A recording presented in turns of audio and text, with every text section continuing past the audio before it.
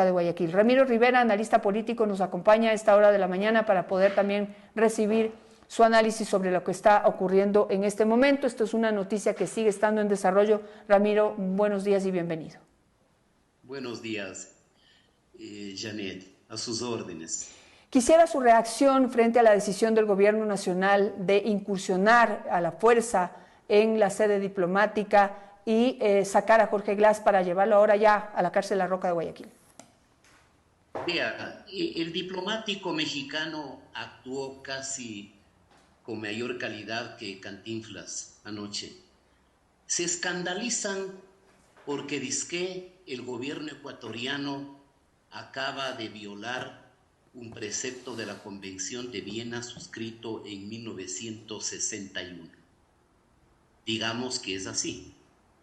Pero no acaba de violar López Obrador la Convención sobre el asilo político suscrito en 1954 por los países americanos en Caracas.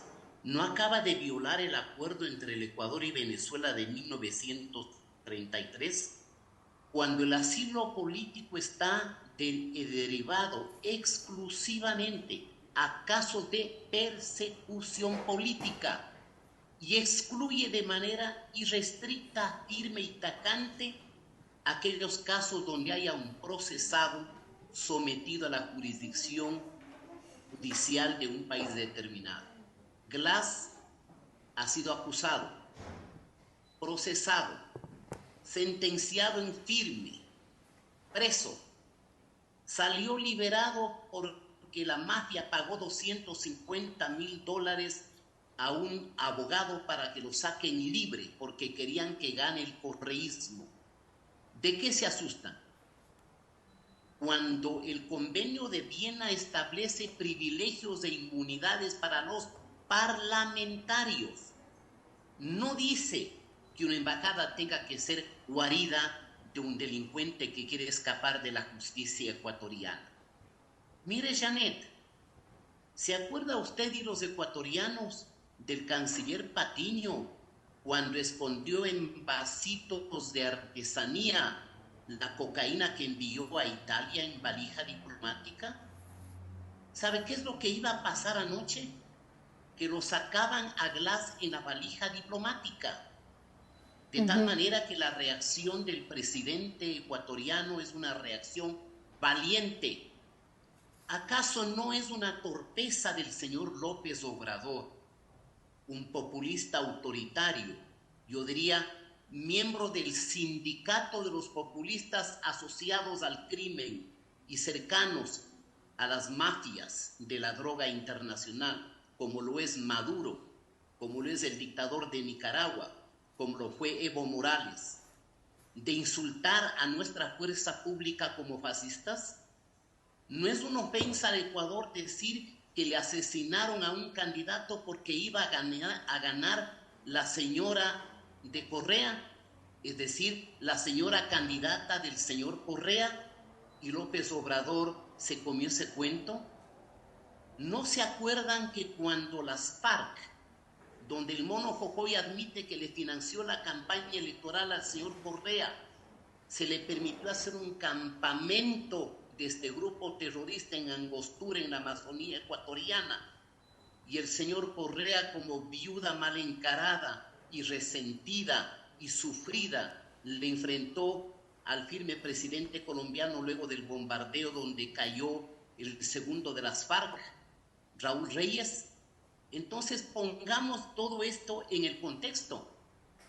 El asilo político no es para proteger a los mafiosos. Claro. ¿Cuáles son las grandes bandas de narcotráfico que han invadido el Ecuador y han hecho un reguero de sangre? Sinaloa y Jalisco Nueva Generación. Coincidencialmente, dos bandas del narcotráfico de origen mexicano. Y los 22 grupos terroristas financiados por el narcotráfico. ¿Qué es lo que querían en el fondo, Janet? Porque aquí se juegan estrategias políticas.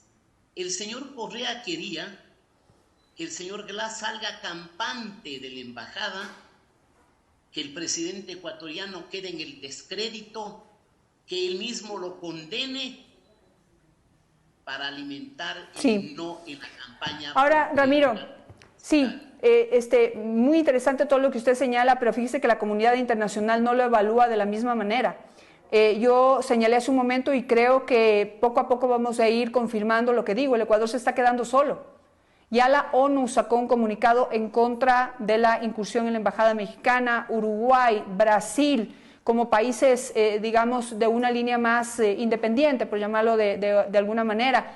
Pero, bueno, aunque Brasil no tanto, pero está Bolivia, Venezuela, Cuba también ya pronunciándose en contra del hecho.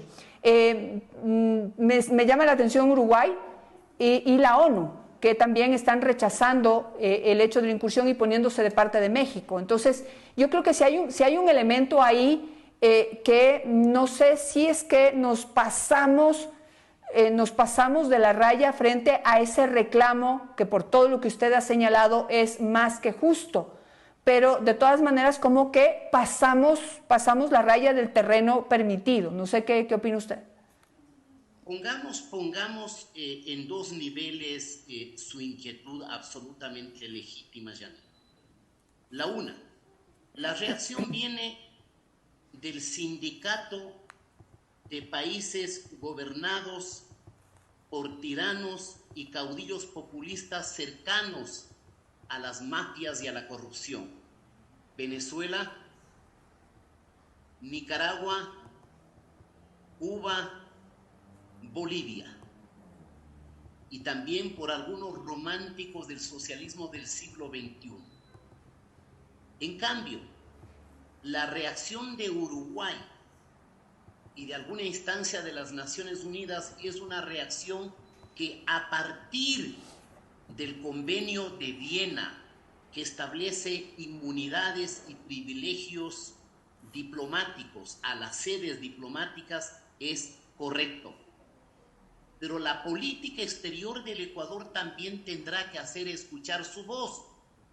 ¿Acaso el convenio de protección de asilo político del 54 entre todos los países del sistema interamericano y el convenio de protección al asilo político suscrito en 1933 entre Ecuador y México no tienen el mismo estatus?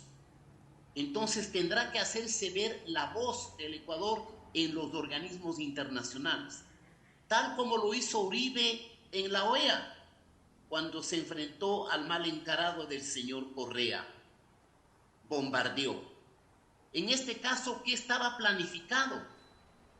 La burla y el desdén más condenable que habría de producirse al sacarle como parte de la valija diplomática, al sacarle como parte de los muebles de la embajadora a Glass escondido en un avión militar mexicano.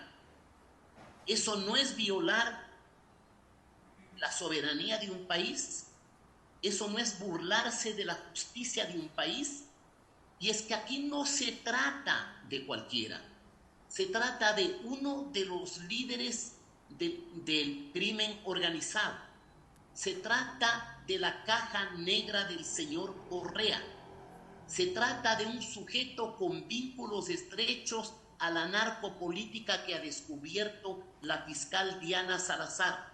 De eso se trata, de la supervivencia del Ecuador como Estado democrático o de la reducción del Ecuador y la transformación a una caricatura de la narcopolítica y del narcoestado o de la narcodemocracia. Va a haber, por supuesto, controversias, pero el Ecuador tendrá que hacer escuchar su voz en el concierto internacional.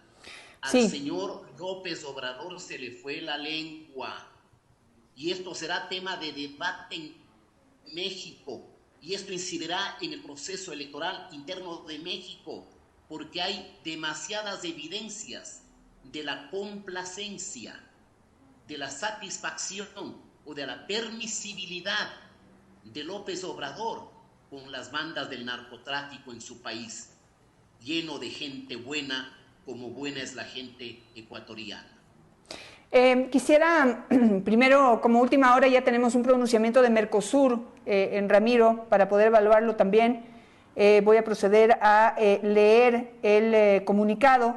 Dice: comunicado del Bloque de la Unión por la Patria ante el asalto de la Embajada de México en Quito perpetrado por la policía ecuatoriana. Desde el bloque desde un bloque de la Unión por la Patria del Parla Azul repudiamos la intromisión del gobierno de Ecuador en la Embajada de México, violando de manera flagrante el derecho internacional público y la soberanía de dicho país.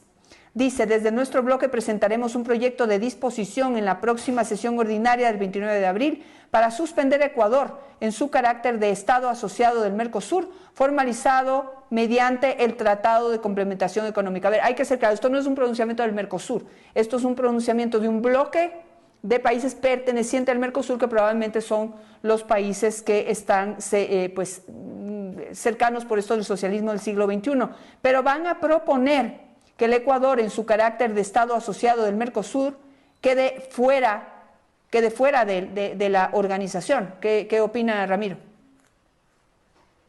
Así como ellos dicen que se ha violado principios del derecho internacional público, exactamente igual es el caso del señor López Obrador. Ha violado un principio universal, que es el derecho de asilo.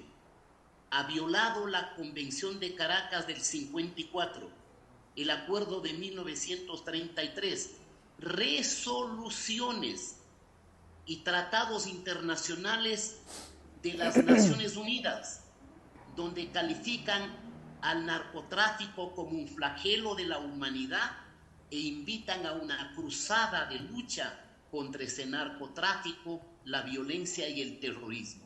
De tal manera que si hay un argumento por un lado, también hay argumentos que justifican la decisión valiente de Daniel Noboa. Vamos ahora, quisiera compartir con usted, Ramiro, también para su comentario. Fíjese que me están recordando en este momento una incursión en 1981 del gobierno cubano a la Embajada del Ecuador en La Habana. Esto, y voy a leer el contexto, mientras, no sé si producción me puede ayudar con las imágenes, dice: corría el año 1981, exactamente el 13 de febrero, cuando Rómulo Delgado, su esposa, hijos y otros 9 familiares llegaron a la Embajada de Ecuador en La Habana, Cuba, pedían asilo y protección contra el régimen. La embajada fue cercada por oficiales de Castro y cortaron los servicios básicos. Solo permitieron que funcionarios de la Casa Diplomática ingresen alimentos que compartían con los nuevos huéspedes. De inmediato se creó una misión especial de alto nivel, así lo recuerda León Roldós, hermanos de Jaime Roldós Aguilera, que vestía de presidente en esa fecha. El objetivo era negociar la salida del embajador y los funcionarios y que los cubanos tuviesen un trato humanitario. Después de 7 días de negociación, Ecuador decidió conceder asilo político a la familia Delgado. Los refugiados liberaron al embajador Jorge Pérez Concha y a quienes se encontraban en el interior de la embajada. Ese mismo día, la misión regresó a Quito creyendo que el problema estaba resuelto, pero el régimen cubano no aceptó el acuerdo e invadió la sede diplomática, y ese no fue el único caso. Si vamos más atrás, encontramos que en 1961 ocurrió un hecho similar en la misma embajada ecuatoriana en Cuba. Y traigo a colación esto porque justamente hoy el gobierno cubano está juntándose a todo este rechazo y protestando por la incursión policial del Ecuador en la Embajada de México, pero no está viendo que 2 veces asaltó nuestra propia embajada, y en ese momento ahí sí eso no lo recuerdan, ¿no? En este momento es un tema pues histórico curioso que vale la pena traerlo a colación. Y también hay un caso reciente, Janet.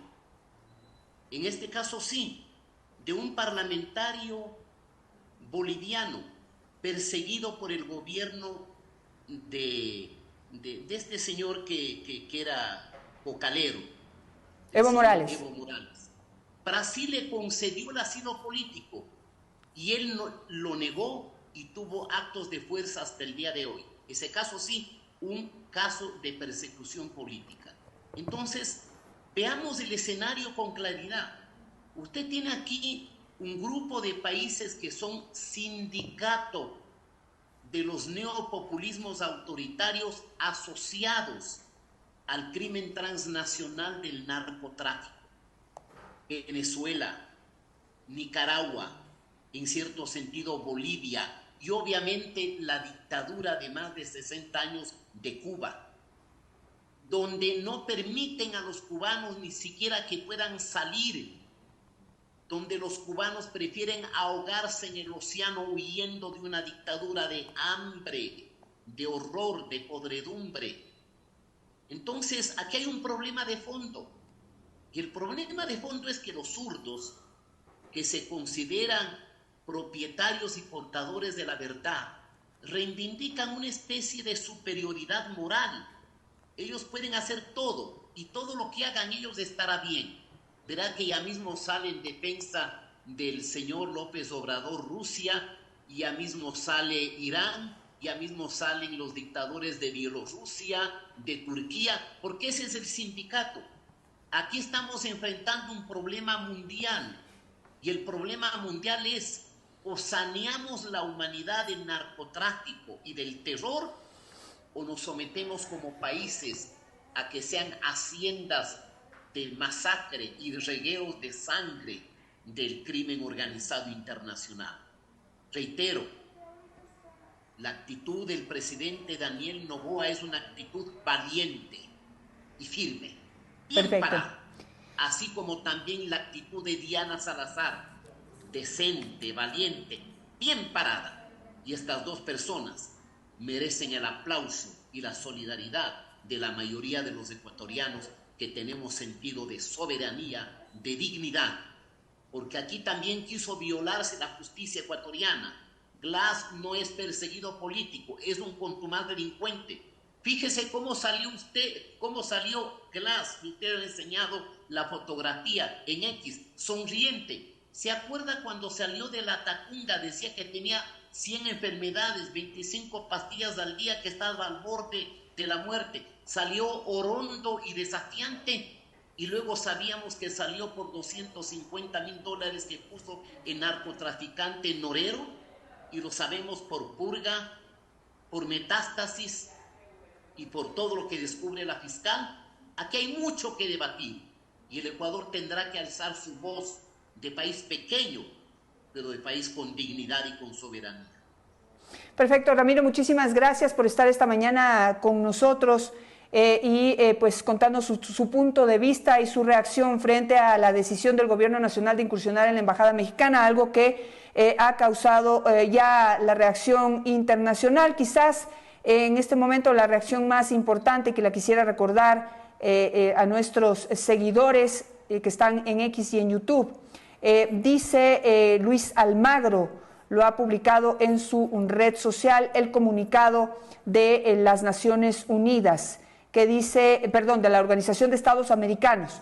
Dice: comunicado de la Secretaría General de la OEA sobre acontecimientos en Ecuador. La Secretaría General de la Organización de Estados Americanos recuerda que las Naciones de las Américas han reafirmado la Carta de la OEA, que el derecho internacional es norma de conducta de los estados con sus relaciones recíprocas, y en ese sentido es fundamental el estricto cumplimiento por parte de todos los estados de las normas que regulan la protección, el respeto y la inviolabilidad de los locales, de las misiones diplomáticas y de las oficinas consulares, las que han sido codificadas en la Convención de Viena sobre Relaciones Diplomáticas. Dicen: el deber de sostener la coherencia con los antecedentes de posicionamiento internacional de la organización, y reiterando el contenido de pronunciamientos, la Secretaría General de la OEA reitera la vigencia plena de los principios, normas que regulan las relaciones diplomáticas dentro de los estados, y en particular aquellas referidas al pleno respeto de inviolabilidad de los locales de las misiones diplomáticas y de las oficinas consulares. En este marco, la Secretaría General de la OEA hace un llamado al diálogo entre las partes para resolver sus diferencias. Estima necesaria una reunión del Consejo Permanente de la OEA para abordar el tema, y en base a los principios consagrados en el derecho internacional, como el respeto a la soberanía, la solución pacífica de las controversias, la coexistencia pacífica de los estados, la renuncia a recurrir a la amenaza o al uso de la fuerza para dirimir los conflictos, y el fiel y estricto cumplimiento de los tratados internacionales, entre los que garantizan el derecho de asilo. Esto dice Luis Almagro en su cuenta de X lo ha subido, 10 de la mañana, este comunicado oficial de la Organización de Estados Americanos. Ese quizás es el pronunciamiento más fuerte que tenemos hasta ahora, Ramiro. Con esto terminamos. Yo estoy de acuerdo con ese pronunciamiento, Janet, pero en la interpretación de que como parte de los instrumentos del derecho internacional público que todos tenemos que acatar, no solo es el Convenio de Viena de privilegios e inmunidades diplomáticas, es verdad, pero no es menos verdad que también es parte del ordenamiento normativo del derecho internacional público los convenios internacionales del asilo político, que se reduce a la persecución política, no a transformar como perseguidos políticos a delincuentes procesados, juzgados, con sentencias en firme, con evidencias incontrastables, con pronunciamientos de última instancia, con pronunciamientos de la Corte Constitucional. También eso forma parte del andamiaje jurídico del derecho internacional público. Gracias, Ramiro Rivera, por estar con nosotros esta mañana. Estamos a punto de cerrar esta transmisión, no sin antes informarles que la Revolución Ciudadana ha decidido cambiar o postergar media hora su rueda de prensa. Estaba prevista para las 11 de la mañana, ahora ha sido convocada para las 11:30 de la mañana. De lo que nos informan, será presidida por Viviana Veloz, que es la jefe de bloque en la Asamblea Nacional.